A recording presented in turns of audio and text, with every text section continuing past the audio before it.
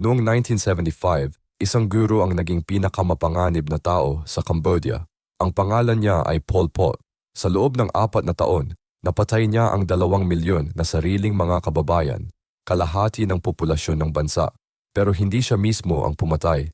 Ginawa niyang pumatay ang mga Cambodian sa isa't isa. Kung nakasalamin ka, patay ka na.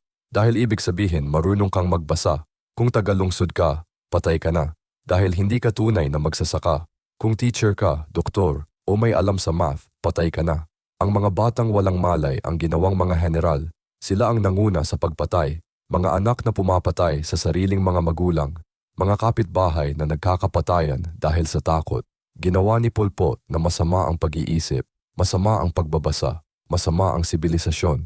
Ang tanging mabuti ay ang pagiging ignorante. Sa 3 taon, naging killing machine ang buong bansa laban sa sarili nila.